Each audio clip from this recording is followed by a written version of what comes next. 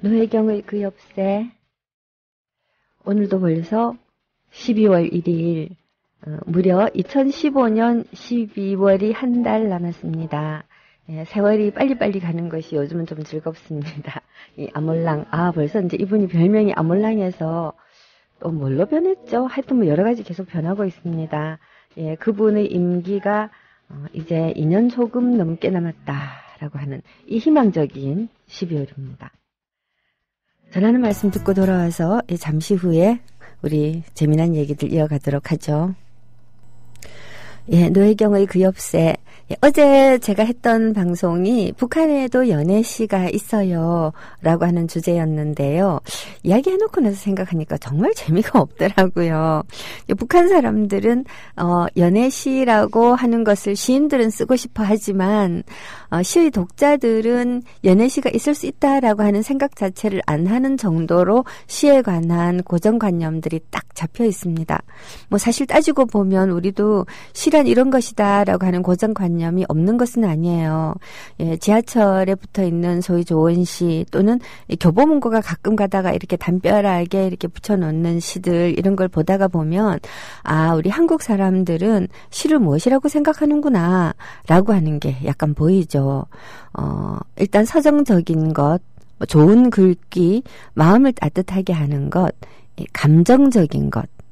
가끔 가다가 제 페이스북에 어떤 분들이 오셔가지고서는 시인은 감정적인 사람이라 어쩌고 하면서 토를 할 때 보고 있으면 되게 기분이 황당하거든요. 왜 시인을 감정적인 사람이라고 할까? 그게 아닌데 시인이라고 하는 것은 굉장히 이성적이기도 해야 되고 굉장히 감정적이기도 해야 되고 무엇보다 그런 것들을 잘 아울러가지고 아주 적절한 말 한마디를 찾아내는 사람, 말하자면 다시 말하면 말의 기술자들이죠. 말이 전문가들이고. 근데 우리가 사용하는 언어라고 하는 게 감정적인 것으로만 되어 있지도 않고 이성적인 것으로만 되어 있지도 않고 정서적인 것으로만 되어 있지도 않고 합리적인 것으로만 되어 있지도 않잖아요. 이렇게 굉장히 사용하고 있는 모든 말들을 가지고 보다 적절하고 간결한 언어로 뭔가 우리가 지금까지 생각하는 것과는 뭔가 다른 것 굳이 존재하는 언어로 이야기하자면 새로운 인식, 새로운 깨달음, 새로운 발견 이런 것들을 이야기하는 사람들이 시인인데요. 대부분 많은 사람들이 시라고 하는 것은 이미 존재하고 있는 우리의 감정, 그러니까 인사이드 아웃인가요? 그런 영화에 나오는 것과 같은 슬픔, 기쁨, 노여움, 갈망, 이 욕망 또 뭐가 있을까요? 분노, 섭섭함, 쪼잔함 등등의 목록으로 불릴 수 있는 감정을 다루는 것이 시인이라고 하는 착각들을 굉장히 많이 하는 것 같아요. 감정을 다루는 건 노래죠. 예, 노래. 이미 존재하고 있는 이 세상에 이미 존재하고 있는 어떤 종류의 감정 그리고 그런 감정에 대해서 우리가 지니고 있는 인식 이런 거를 적절한 리듬에 실어가지고 사람들에게 공감을 유도하는 것. 이게 노래라고 저는 생각하고 옛날에는 시가 노래였어요. 시가 노래였어요. 조그만 세상 속에서 사람들이 이미 알고 있는 것들이 무너지려고 할 때 그 무너지지 않게 하기 위해서 사람들은 노래를 지어서 부르죠. 무너지고 있을 때 무너지는 것을 막기 위해서도 부르죠. 예를 들어서 이런 것들이 있잖아요. 아이들이 노동요, 어렸을 때 아이들이 부르는 노동요라든가 또는 참요라고 부르는 것, 또는 많은 사람들이 모여가지고서 그 어떤 정치적인 변화를 불러일으키기 위해서 부르는 것, 거부가 네 대가리를 내놔라, 내어놓지 않으면 구워서 먹으리. 자, 이렇게 이제, 그 구지가, 임금 내놓으라고 사람들이 몰려가가지고 이제 노래를 부르는데, 자, 이런 경우에는, 노래와 시가 겹쳐졌다고 할 수 있겠죠. 뭔가 새로운 것을 만들어내려는, 그런 경우 말고는 대부분은 보면 이 선화공주님은, 밤에 몰래, 서동을 안고 잤다네, 맞동을 안고 잤다네, 이런 노래들 등등.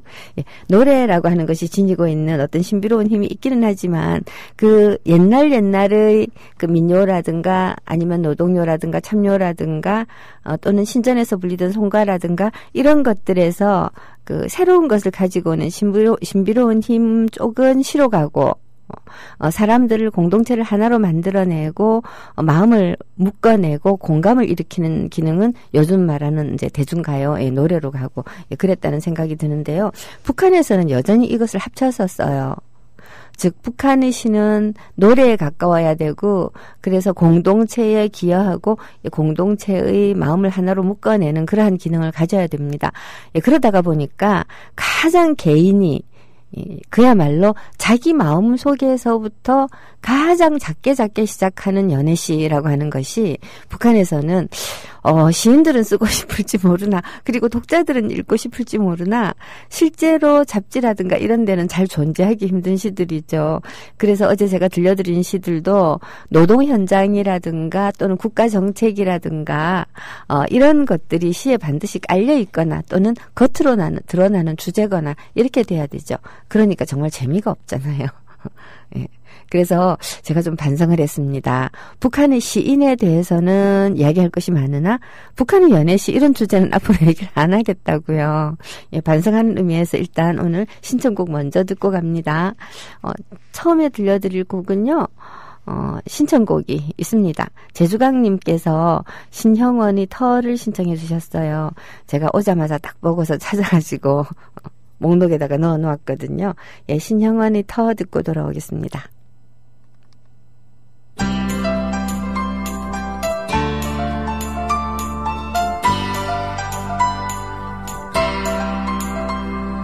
저 산맥은 말도 없이 5000년을 살았네. 모진 바람을 다 이기고 이 터를 지켜왔네. 저 강물.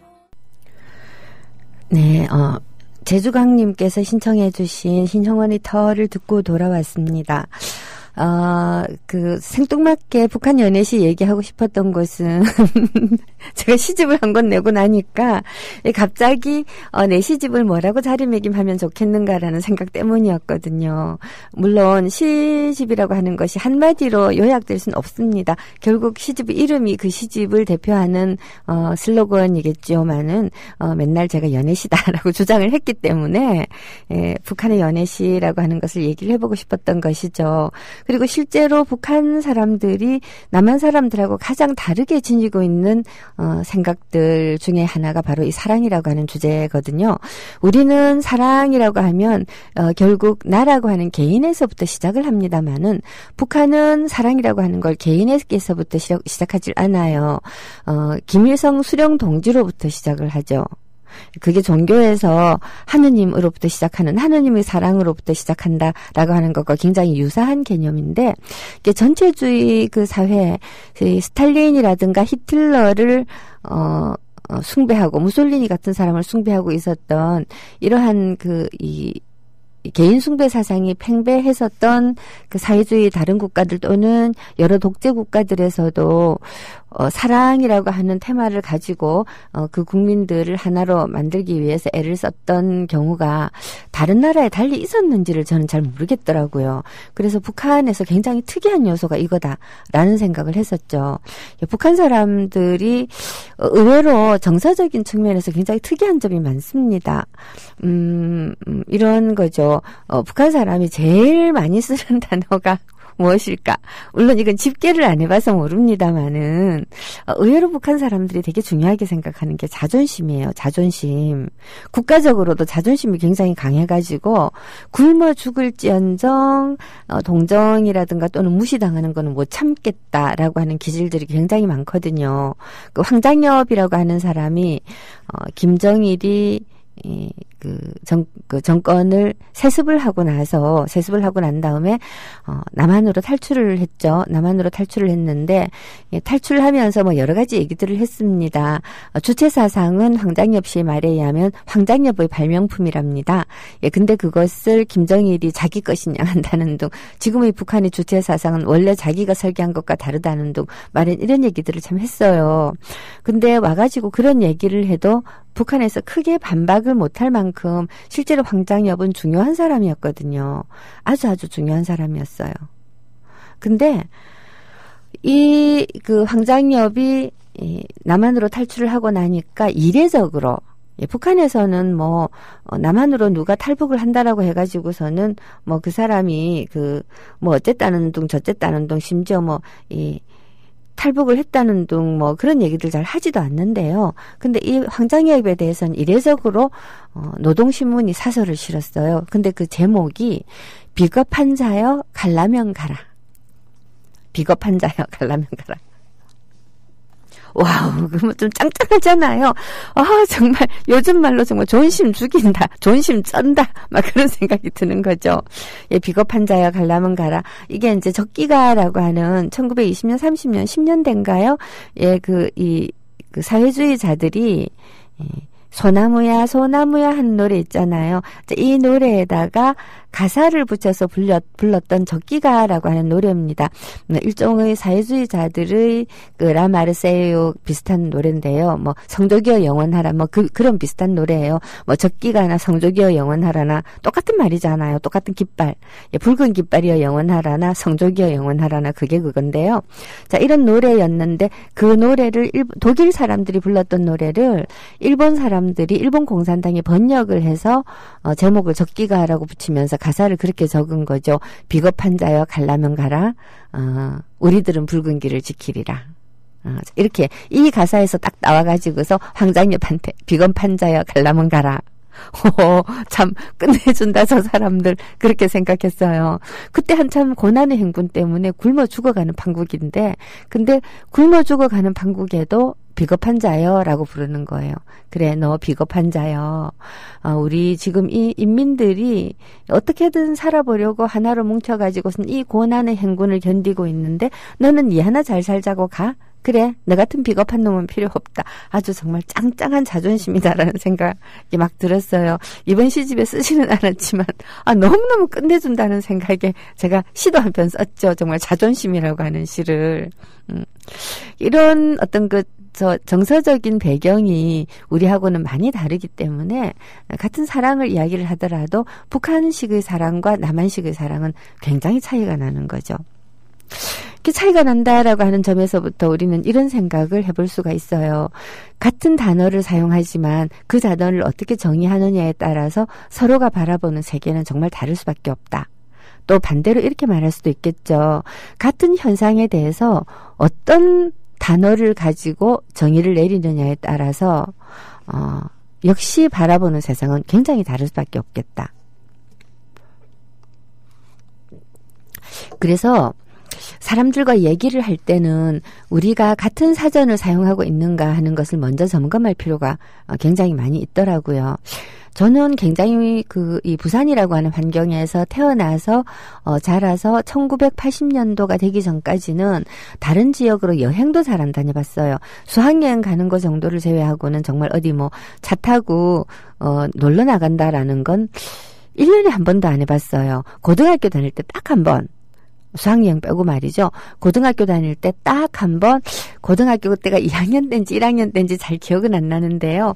한참 문학사상에 토지라고 하는 소설이 연재가 되고 있었거든요. 그때 친구들이 학교에 왔는데 그러는 거예요. 야, 혜경아, 우리 평사리 가자. 평사리가 어딘지 아시죠? 예, 토지의 무대가 되었던 지역, 최참판 댁이 있는 동네, 평사리. 평사리 가자. 그래서 왜? 그러니까 최참판네 집에 직접 가서 한번 보고 싶어. 서희가 앉았던 대청마루도 보고 싶고 가서 보고 싶어. 그리고 그 최참판 집이 그 마을에 어떤 위치에 있는지도 보고 싶고 아이들이 저를 막 꼬시는 거예요. 이런 식으로. 그래서 학교에 왔다가 가방을 학교에 얹어놓고 그 길로 사상터미널이었던지 그때는 시외버스 터미널이 시민회관 옆에 있었던지 하여튼 그랬을 거예요. 하여튼 터미널로 가가지고 그 여고생이 그때 우리 4명 5명쯤 갔어요. 기억나는 이름은 김혜경, 김경주. 예, 이 두 친구는 정말 기억이 나요. 얘네들한테 제가 꼬시켰거든요. 그리고 박금주. 예, 박금주. 맞아요. 박금주도 있었어요. 예, 그리고 한 명이 누군지 기억이 안 나는데 하여튼 5명이 수업 시간에 학교를 오자마자 수업 하나도 안 들어가고 땡땡이를 치고는 시외버스 터미널을 가서 진주 가는 버스를 타고, 지금은 진주까지 2시간 반 정도 걸리지만 그때는 훨씬 오래 걸렸거든요. 가가지고 사람들한테 평사리를 물었는데 평사리가 어디 있는지 아는 사람도 없는 거예요. 하여튼 얼렁뚱땅 우리가 평사리라고 찾아간 것 같긴 해요. 근데 최참판댁 없는 거예요.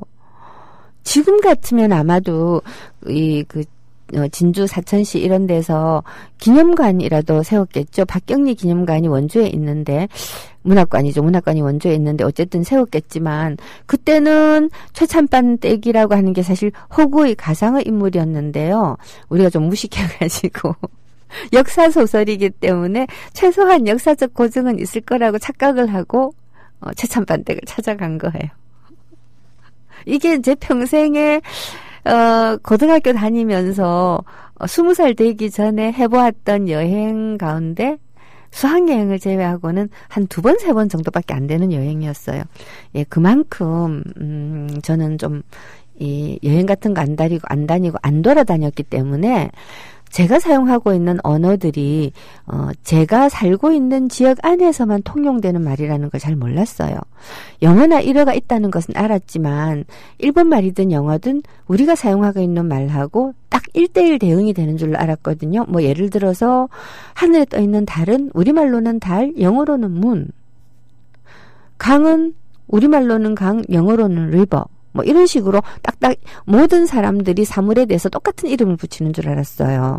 이때 똑같은 이름이라는 건 소리가 똑같다는 뜻이 아니라 사물과 사물을 구분짓는 경계 영역이 똑같을 거라고 생각을 한 거죠. 제가 지금 하고 있는 얘기가 무슨 말인지 아시겠어요? 예, 다시 정리를 하자면 사랑이라고 하는 말에서 출발을 했지만 북한 사람들이 생각하는 사랑과 남한 사람들이 생각하는 사랑과 의미가 굉장히 많이 다르더라.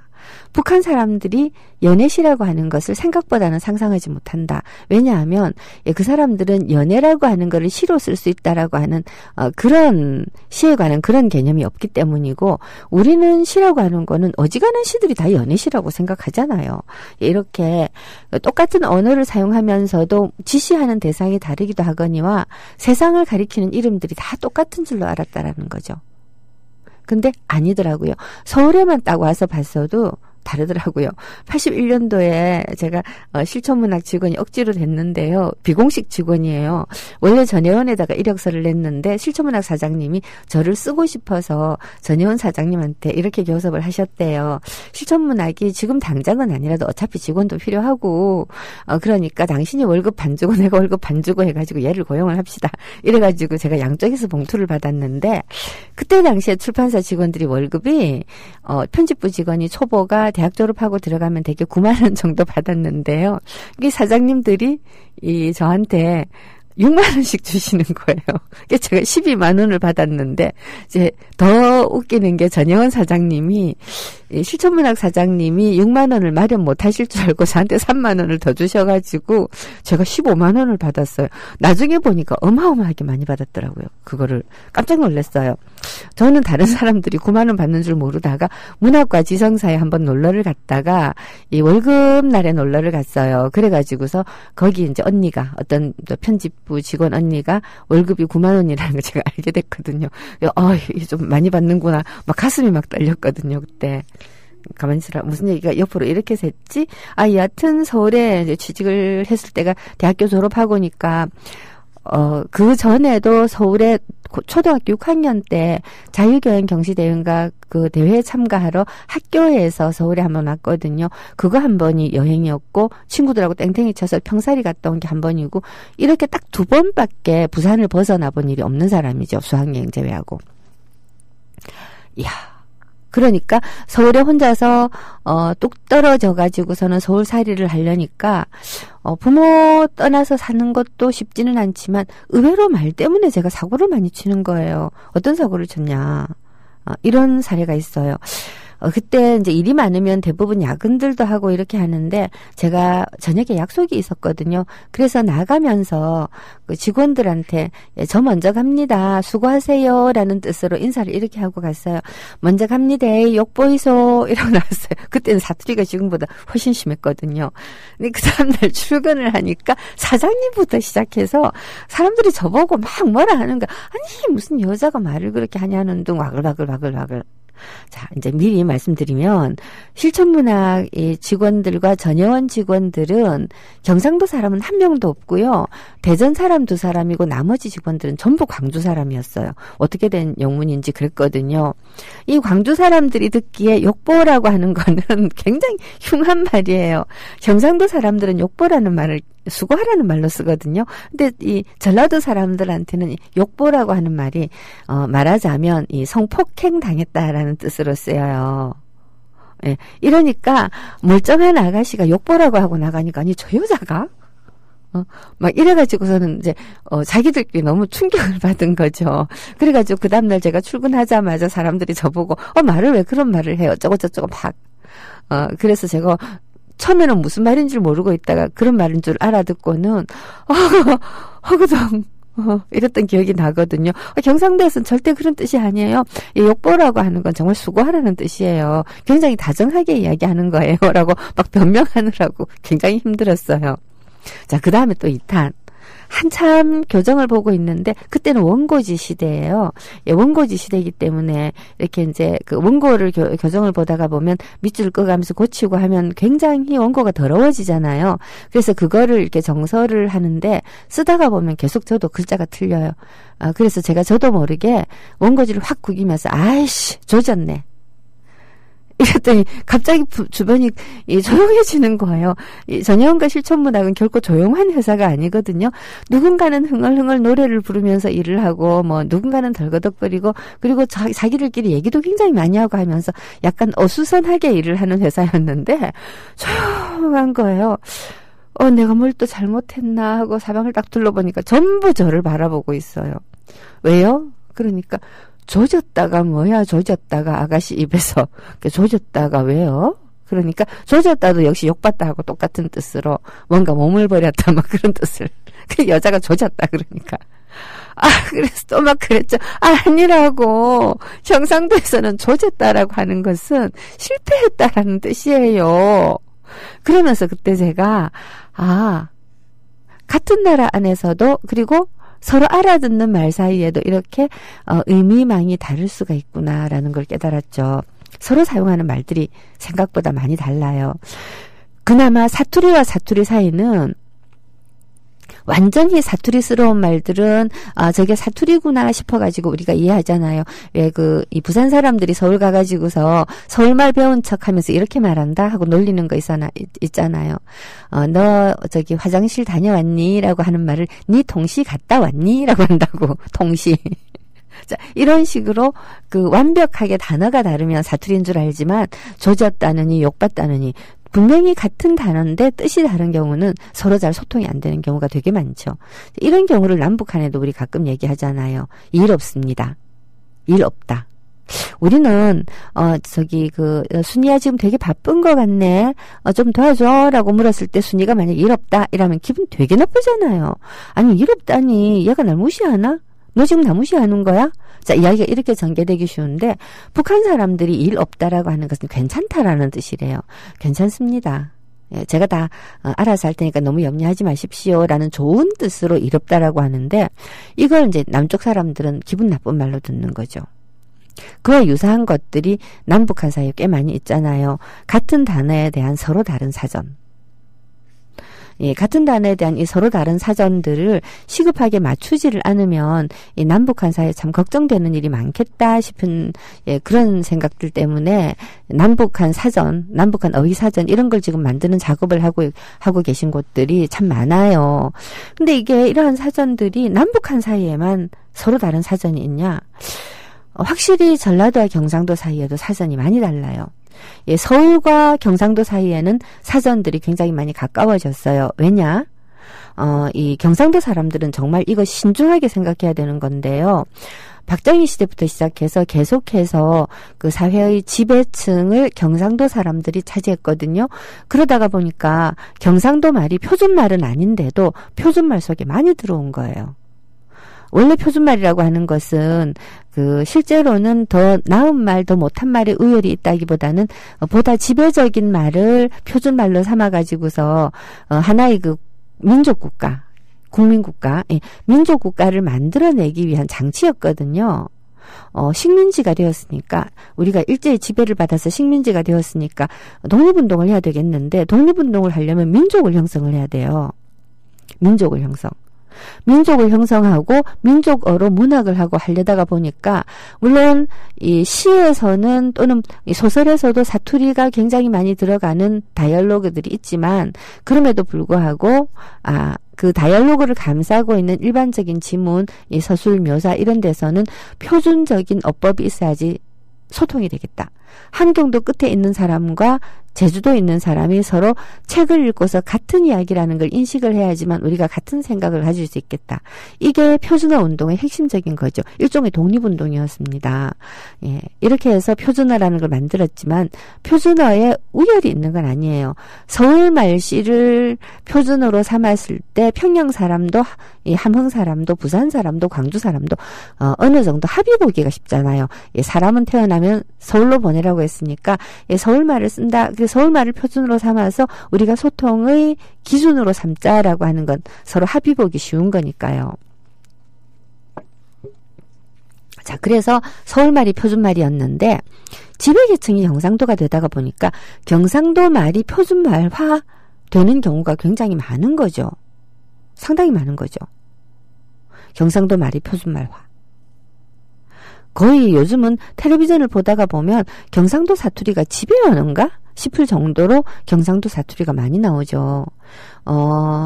그래서 경상도 사람들은 이 전라도 사람들이 사용하는 어휘와 경상도 사람들이 사용하는 어휘, 전라도 사람들이 사용하는 문법과 경상도 사람들이 문법 사이에 미묘한 차이가 있고, 예, 그러한 차이로 인해서 소통되지 못하는 일도 있을 수 있다라고 하는 거를 경상도 사람들은 잘 인식을 하지 못하고 전라도 사람들은 생각보다 예민하게 인식을 합니다. 이거를 경상도 사람들이 항상 마음속에 유념을 해야 되는 거죠.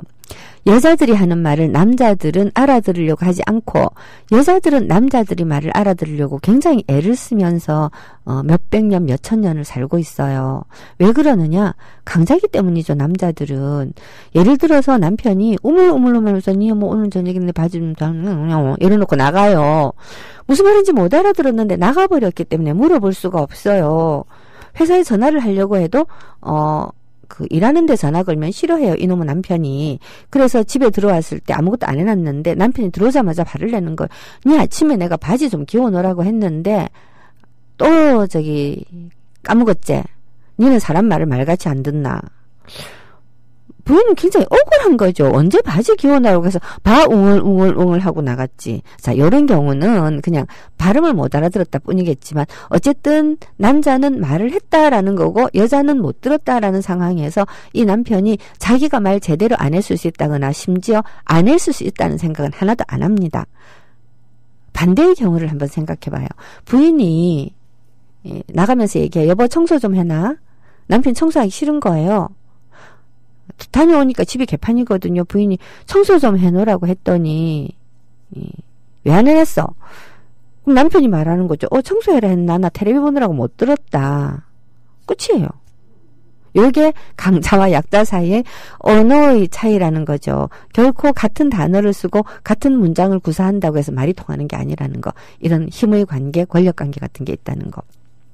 자, 그렇기 때문에 서로의 언어가 소통되고 서로의 언어가 같은 언어가 사용이 되고 합의를 볼 수 있다라고 하는 것이야말로 같은 세상에 살게 만드는 굉장히 중요한 토대가 된다라는 이야기를 하고 싶은 것입니다.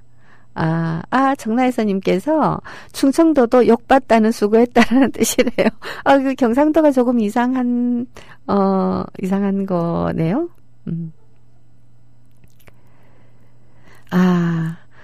자, 그러면 또 이제 노래를 한 곡 또 듣고 돌아오도록 하겠습니다. 출석 이렇게 많이들 해주셨어요. 수희당님께서, 예, 불금쇼의 평양 위너님께서 북한 연애 얘기 해주셨다라고 하네요. 북한 연애 이야기 되게 재밌죠. 북한 사람들의 연애 이야기는 재미있는데 북한 소설에는 굉장히 건전한 연애 이야기가 가끔 나오지만 연애시 그 자체는 생각보다 많지 않다. 라는 말씀이죠. 자, 이 신청곡이 없는 듯해서 제가 신청을 한 곡 하겠습니다. 예, 제가 신청합니다. 제가 이 노래 듣고 나서 정말 재밌었다라고 생각하는 노래인데요. 악동 뮤지션이 불러드립니다. 사랑은 은하수 다방에서.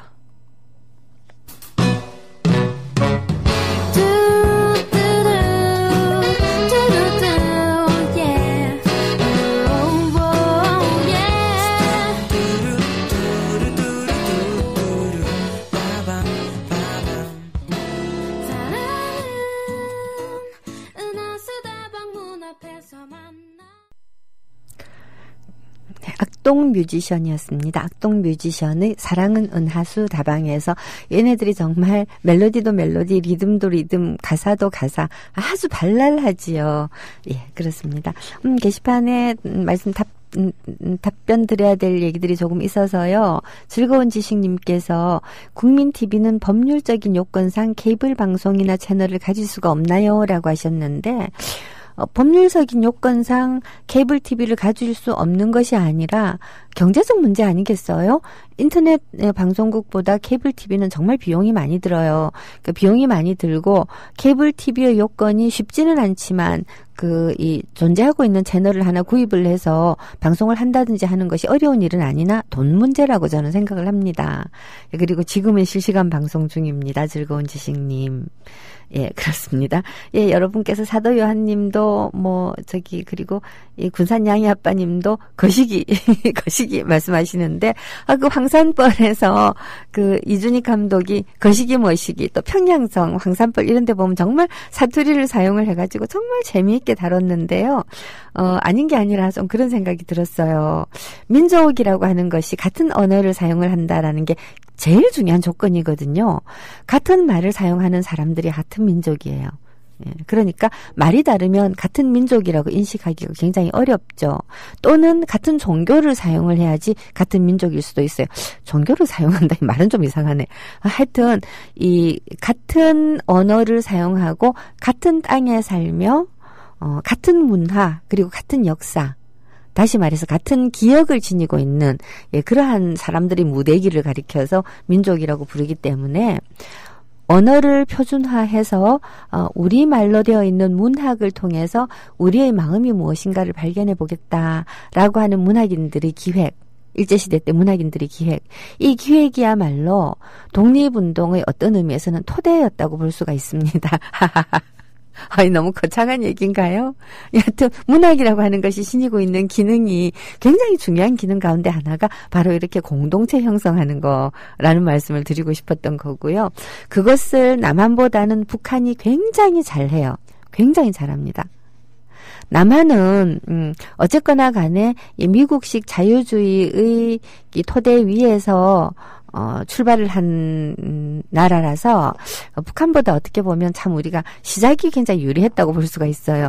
예, 그래서 이승만이니 박근혜가 아니라 박정희, 이승만이니 박정희니 이런 독재자들이 준동을 해도 기본적으로는 언론이 있고 그리고 외형상으로는 법률이라든가 이런 것들에 의거하지 않은 독재가 사람들이 저항을 불러일으키죠. 사람들이 우리나라 사람들이 결국 중심적으로 가지고 있는 생각은 우리가 헌법을 가지고 있다는 생각이에요. 국가에 대해서 우리가 지닌 생각이 우리는 헌법이 있다. 대한민국은 민주공화국이다. 헌법 제1조 1항 이걸 우리가 가지고 있고 여기에 대해서 저마다의 이 해석이 조금 다를지는 몰라도 대한민국은 민주공화국이고 주권이 국민에게 있잖아요.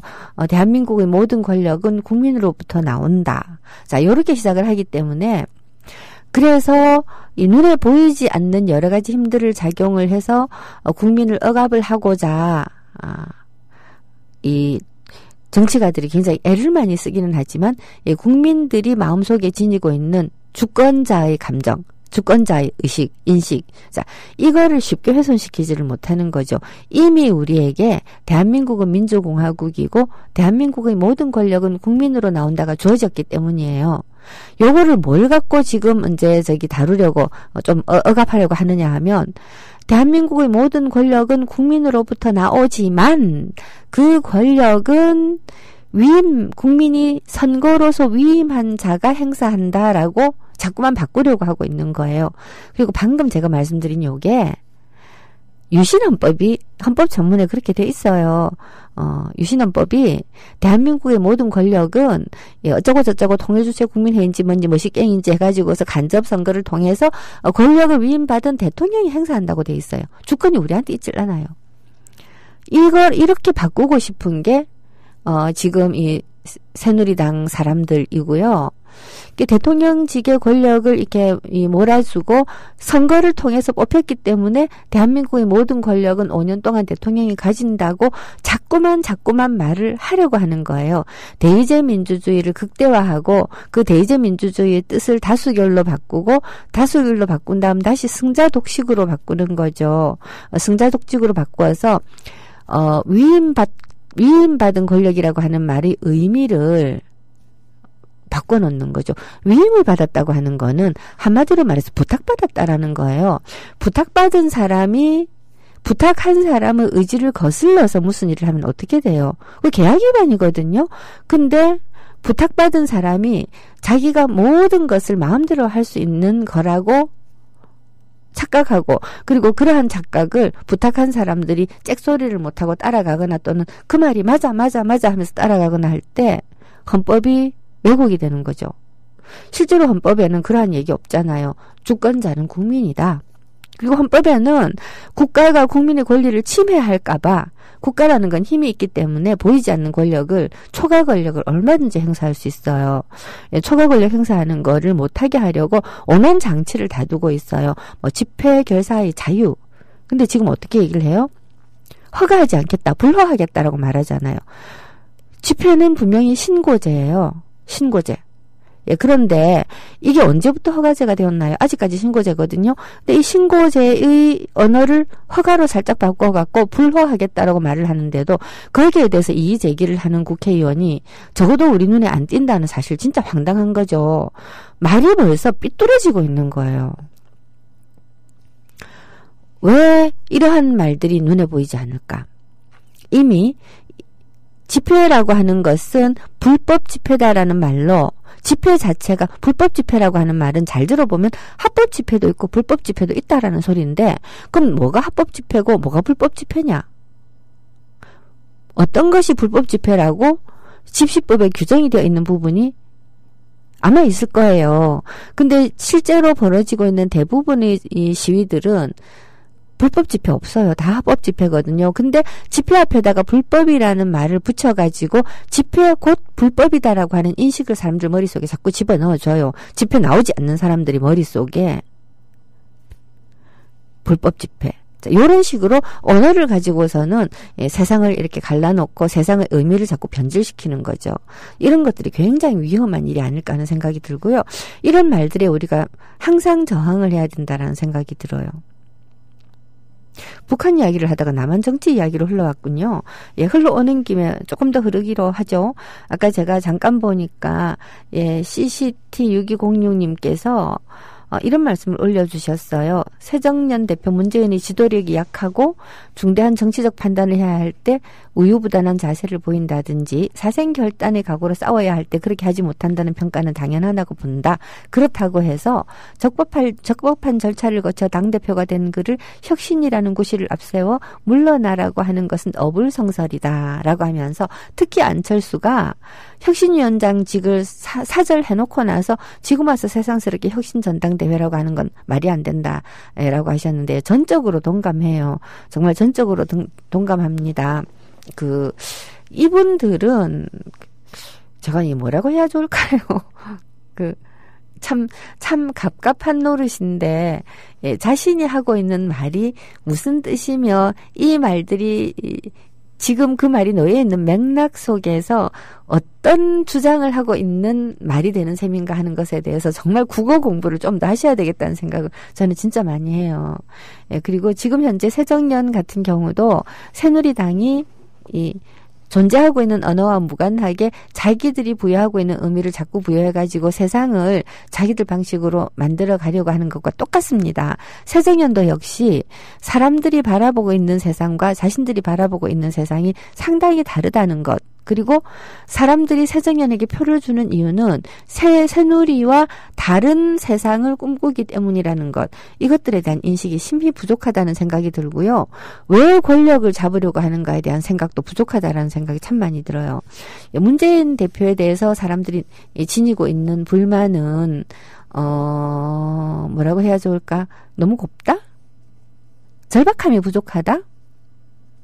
자, 그렇다면 안철수에 대해서 지니고 있는 불만은 한마디로 요약하면 뭘까요?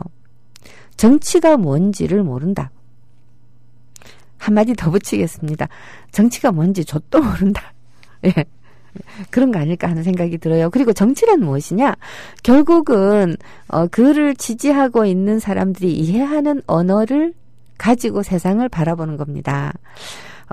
새정치연합은 어쩔 수 없이 호남을 기반으로 하고 있어요. 문재인 대표는 경상도 사람이죠. 그리고 저처럼 경상도 베이스에서 성장한 사람들은 전라도 사람들이 어법을 100% 이해하지는 못해요. 그러면 내가 못 알아들을 수도 있다라는 겸손한 마음으로 파고 들어가서 죽으라고 들어야 됩니다. 다른 말로 하면 문재인 대표는 광주 가가지고서 눌러붙어서 살아야죠. 길거리에서 계란도 맞고 하면서. 안철수는 어떻게 해야 되느냐? 저는 안철수 씨야말로 이제 겨우 국회의원 된 지 몇 년 안 된 사람이 너무 노련한 척 하지 마시고 더더군다나 정치권 경험이 하나도 없잖아요. 그냥 부산 가가지고 부산 찐구 출마하세요. 출마하셔가지고 빡빡 기었으면 좋겠어요. 영도구는 문재인 대표가 출마하신다고 했으니까. 예, 그러면서 호남 유권자들, 호남 사람들이 그 피와 땀과 고통, 그 위에 겨우겨우 위태하게 서 있는 우리나라 민주주의를 영남 개혁 세력들이 튼튼하게 걸음줘야 된다. 이 의무감을 이해해야 된다고 저는 생각을 해요. 예, 하여튼, CCT 6206님 말씀에 대해서 전적으로 동감을 합니다. 참, 해도 너무 한다라는 생각이 듭니다. 물론, 여러 가지 정치적인, 공학적인 계산, 공학적인 계산 같은 것에 대해서는 저는 잘 모르겠습니다. 새정치연합의 내부 구조를 잘 모르기 때문이지만 겉으로 드러나는 모습을 보면 안철수 씨는 자기에게 주어졌던 권력이라고 하는 게 결국 안철수 현상의 안철수 아닙니까? 예, 그가 법률적으로 또는 당의 이 규정상 어떤 권력을 지니고 있는 사람이라기보다는 지지자들에 의해서 생겨난 일종의 이 영향력이죠. 영향력은 권력이 아닙니다. 그 영향력을 권력으로 바꾸기 위해서 정치력을 발휘를 해야 되는데 자기가 지금까지 보여줬던 행태들로 말미암아서 영향력이 회수되었다라고 하는 사실을 인지를 하셔야 된다고 보고요. 문재인 대표는 당대표가 됨으로써 영향력과 당의 권력을 합칠 수 있었던 좋은 기회를 당의 권력을 잘 활용하지 못함으로써 자꾸만 흘려버려서 영향력까지 축소되는 그런 우를 범하시지 않았으면 하는 마음이 참 많이 듭니다. 예, 저의 단어를 참 많이 사용하죠. 제가 여러 가지 어휘들을. 이러한 어휘들을 정확하게 규정을 해서 사용하는 것, 서로 사전을 맞추는 것이야말로 우리가 같은 사람이 같은 생각을, 합의된 생각을 만들어내는 첫 번째 단추가 아닐까 싶어요. 되게 공부 좀 하고 책 좀 읽고 했던 이제 소위 진보적인 사람들은 책도 좀 많이 읽고 공부도 좀 많이 하죠. 그래서 이제 진보적인 사람들은 보수적인 사람들, 우파들을 향해서 자기도 모르게 경멸적으로 조선일보 보지라고 말할 때가 참 많습니다. 종편 보고 세뇌된 사람 등등이라고 생각하기도 쉽고요. 근데 그거는 아닙니다. 우파들 가운데서 우리가 무식하다고 생각하는 사람들은 단지 가지고 있는 단어의 개수가 작은 사람들이에요. 즉 세상을 굉장히 단순하게 보는 사람들. 그러면 진보적이라고 생각되는 사람들은 가지고 있는 단어의 개수가 많은 사람들이에요. 단어의 개수가 많으면 세상을 조금 더 복잡하고 풍부하게 보고 다른 세상이 가능하다고 생각할 수가 있죠.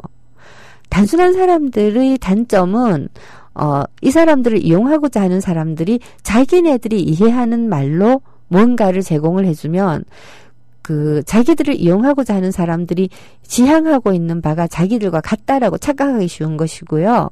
복잡한 사람들이 그 문제는 내가 생각하는 단어 셋들을 가지고 사람들이 말을 이해하기 때문에 동상이몽을 꿀 때가 굉장히 많다는 거죠. 그래서 분열이 일어나기가 참 쉽더라. 이게 제가 국어 선생으로서 이제 한 30년 좀 넘게 살았는데요. 국어 선생으로서 한 30몇 년 살다가 보니까 깨달은 점이죠.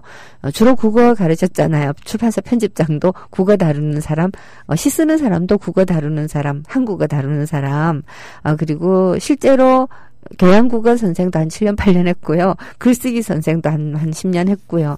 자, 그러니까 이렇게 글을 다루다가 보면 제가 참 느낀 점이에요. 예, 우리는 네.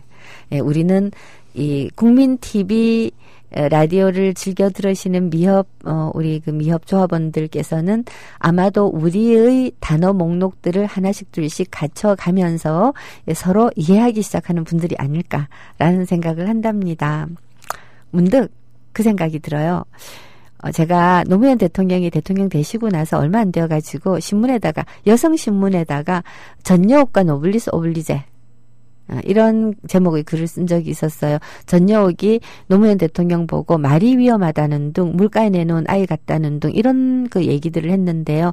그때 그 여성신문 어떤 기자께서 화난다고 전여옥을 반박하는 글을 좀 써달라고 해가지고 제가 불이 나게 써서 보낸 글인데 그 안에 그런 말을 했어요. 노무현 대통령의 언어, 분명히 이 나라 기득권과 다르다. 그러나 노무현 대통령의 언어는 이 나라의 대부분의 민중이 사용하고 있는 그 언어다. 니네들이 말하는 것과 다른 형식의 언어를 사용한다라는 것이 너희들에게는 위협이겠지만 대부분의 국민들에게는 기쁨이다. 표현은 좀 달랐어요. 즉, 이 사람들이 노무현의 말이 무지무지하게 천박하다, 막한다, 막말한다 이런 식으로 말하는데 그거는 살고 있는 문화적 배경 그리고 바라보는 세상의 틀이 다르기 때문인데 한 줌 기득권이 자기네들이 틀과 같지 않다라고 해서 불안하다는 둥, 막말한다는 둥 하는 말에 대부분의 민중들이 속아 넘어가는 거예요. 자, 이런 생각들이 문득 들었습니다. 우리가 하고 있는 말이 어떤 세상을 가리키는 말인가 하는 거를 잘 이해하고 서로 합의를 보고 그리고 그러한 말들이 이기는 세상을 만들었으면 하는 그런 바람을 가져봅니다.